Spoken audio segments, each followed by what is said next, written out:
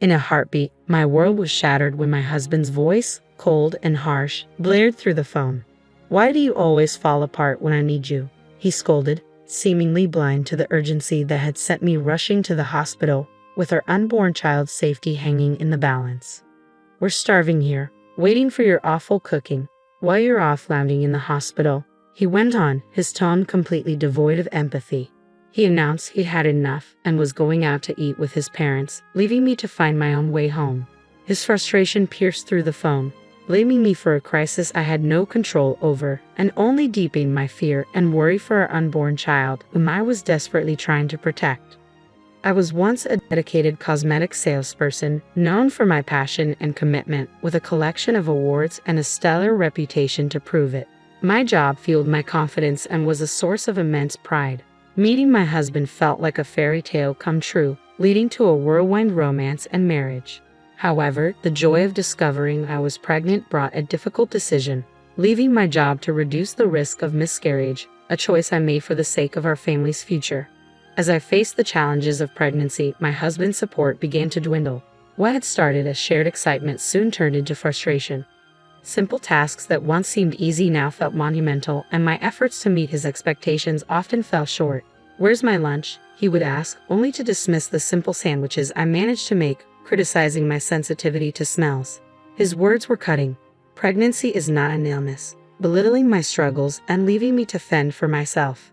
This change in his behavior was a stark contrast to the man I had fallen in love with. His presence at doctor's appointments dwindled, and his empathy for the household chores, which now felt overwhelming to me, seemed to vanish. Our home, once a sanctuary of mutual respect and love, was increasingly feeling like a battleground.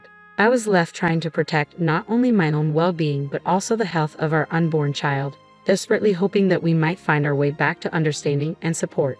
Maybe he's just worn out, I told myself. He had recently taken on a mentorship role for a new colleague, which had been quite demanding. This could be why he seemed more impatient and irritable with me lately. I reassured myself that once our baby arrived, his busy schedule would settle, and we'd find our groove as a family. "It's going to be all right," I murmured, gently stroking my growing belly, clinging to hope despite the challenges of my changing body and the strain in our relationship. Unfortunately, things between my husband and me haven't improved. To make matters worse, my in-laws have begun dropping by unannounced, heightening my stress levels. They've scrutinized the cleanliness of our home and voiced concerns about how we'd cope once the baby arrived. Despite their criticisms, they expected immediate hospitality and demanded I whip up something for them on the spot. Caught off guard and unprepared, I felt overwhelmed and judged for not being a better host. Each visit ended with their disappointment, and my husband consistently sided with them, never defending me. Despite my best efforts, I felt perpetually inadequate in their eyes. During one of these visits, I was sent out to buy groceries despite being heavily pregnant. The strain proved too much, and I collapsed. When I woke up in the hospital, I learned that I had fainted from overexertion, but thankfully, our baby was still safe. The doctors advised a few days of rest in the hospital. I saw missed calls from my husband on my phone and realized he must have been worried when I didn't return from the store. However, when I finally called him back, hoping to hear concern or relief in his voice, I was met with anger. "Where have you been?" he demanded, his tone harsh and unforgiving, as if my health and our baby's safety were insignificant. His words left me shivering, feeling both hurt and abandoned. "I'm sorry," I said, trying to explain. "I collapsed at the grocery store and was taken to the hospital. They have me on IV fluids and want me to stay here for a few days for observation." But his response was cold and dismissive, as if my well-being was secondary to his own inconvenience. "You collapsed, and I'm supposed to care. Why don't you answer my calls? You're so slow." His harsh words stung, and I dreaded the thought of our unborn child being exposed to such negativity. "Please stop yelling. It's not good for the baby," I pleaded, but my request for compassion fell on deaf ears. He remained unrelenting, indifferent to my plea for kindness. "We're starving here, waiting for your terrible cooking, and you're just lounging in the hospital," he said, his voice dripping with anger and lacking any trace of concern.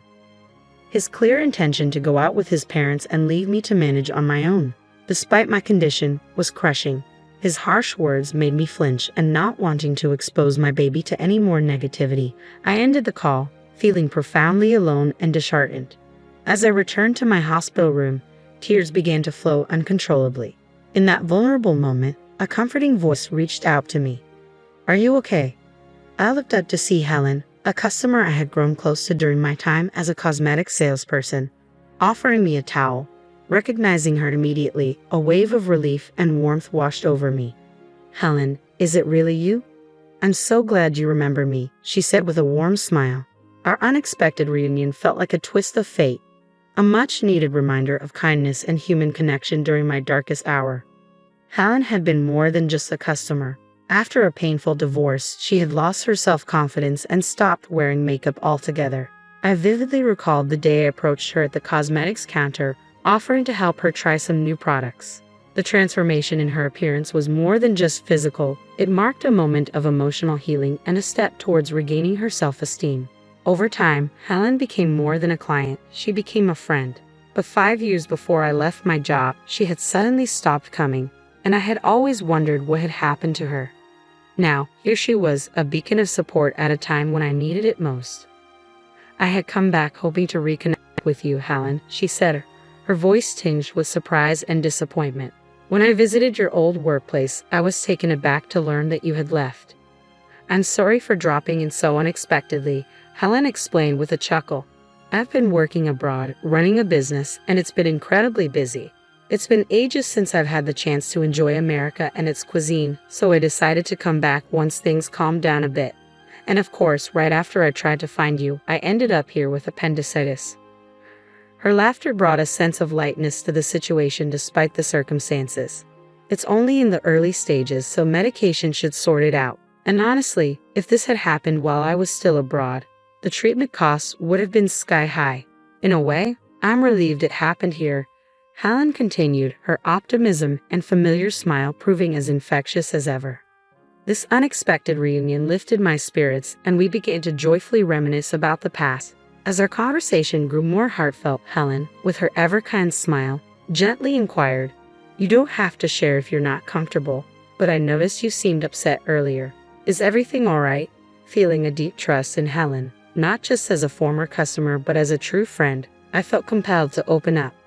I opened up to Helen about the difficulties I was facing with my husband and in-laws. "I'm really concerned about bringing my child into this environment," I admitted. "I'm afraid they'll face the same treatment I do. And now, without my job, the thought of living independently, especially with a child, feels overwhelming."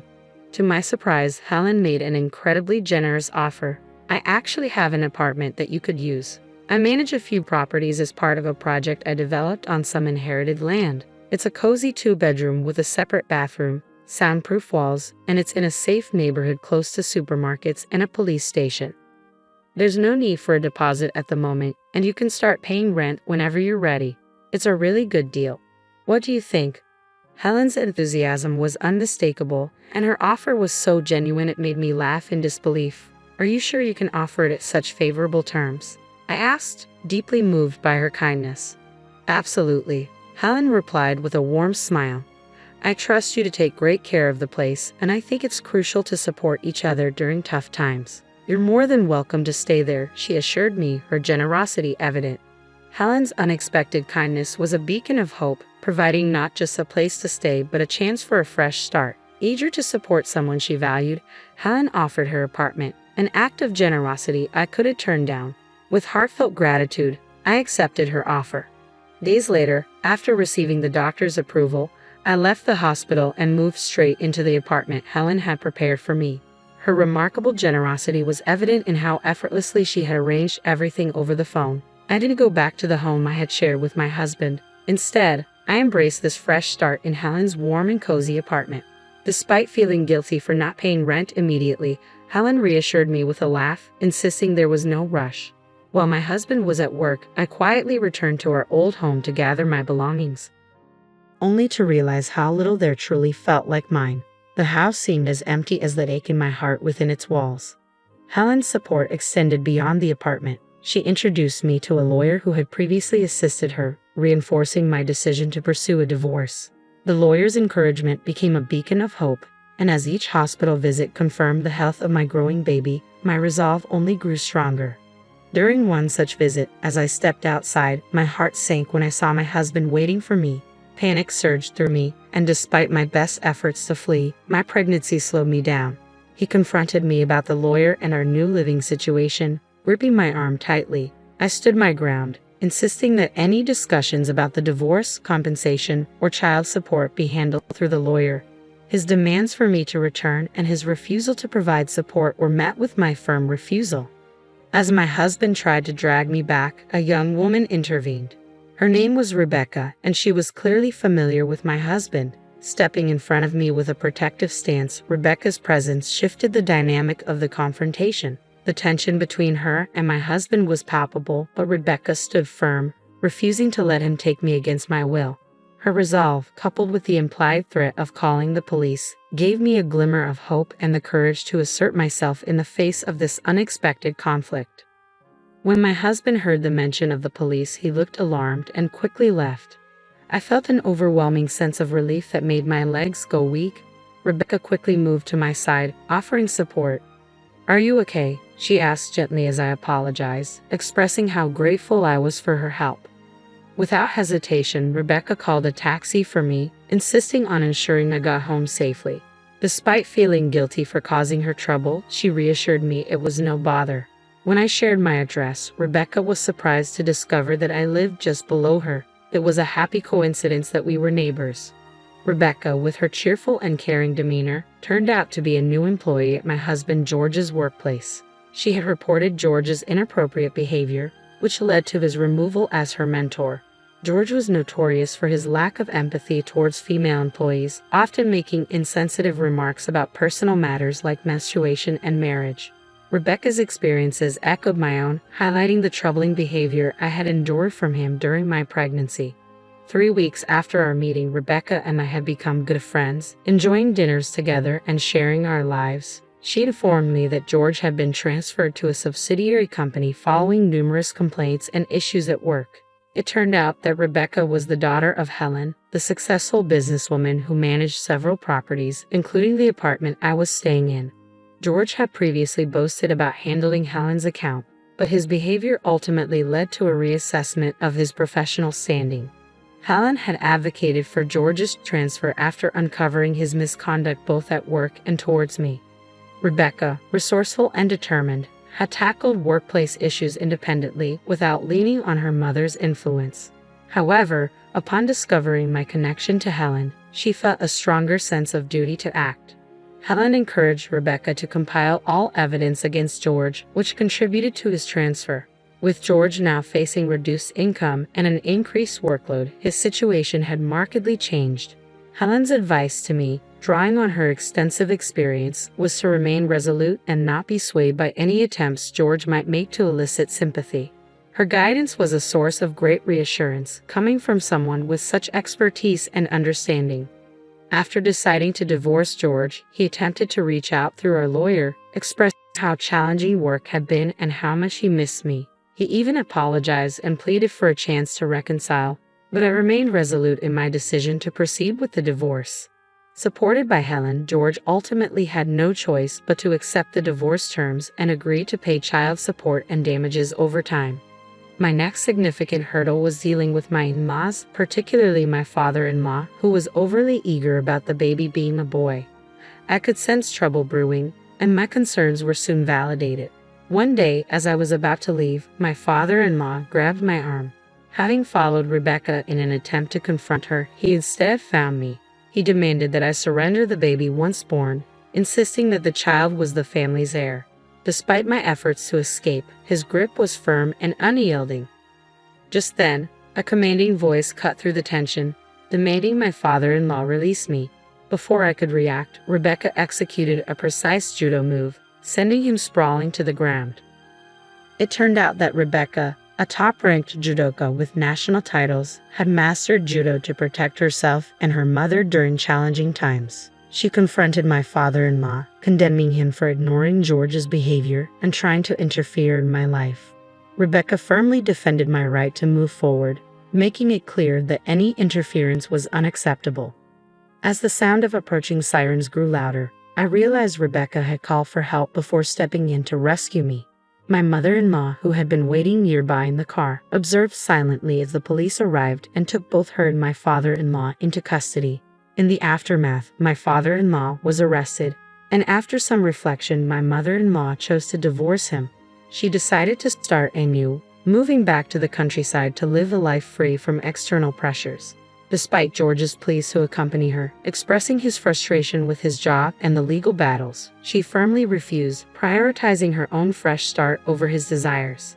Through the lawyer, my mother-in-law reached out to offer her apologies and left a sum of money as a gesture of goodwill. Helen explained that it's not uncommon for people to feel loss after a divorce, and the money was likely her mother-in-law's way of apologizing and supporting my son's future. Although her past behavior had been troubling, I was touched by her effort to make amends and appreciated the support. Following the finalization of the divorce, I gave birth to a healthy baby boy. My mother-in-law chose to settle in the countryside, preferring a life of solitude over remaining with George. When my father-in-law was eventually released, he found that the house had been demolished by my mother-in-law before her departure. Left with few options, he moved in with George, which only added to their difficulties and contributed to George's resignation from his job due to his tarnished reputation. Despite the challenges, the child support payments continued to arrive reliably, likely managed by Helen and the lawyer. Rebecca, recognized for her hard work, advanced to a project leader role, earning admiration from her colleagues. Helen's ventures, including women-only properties and housing for foreigners, were thriving. As for me, once my son grew a bit older, I planned to return to work. Helen had offered me a position at a new high-end cosmetics store she was opening. Helen remained a steadfast supporter, showering my son with affection as if he were her own grandchild. Rebecca also made time to visit us, her presence a comforting reminder of the strength and kindness that had carried me through the toughest times. Inspired by these remarkable women, I was determined to be equally strong and protective of my son, embracing the support and resilience they have shown me.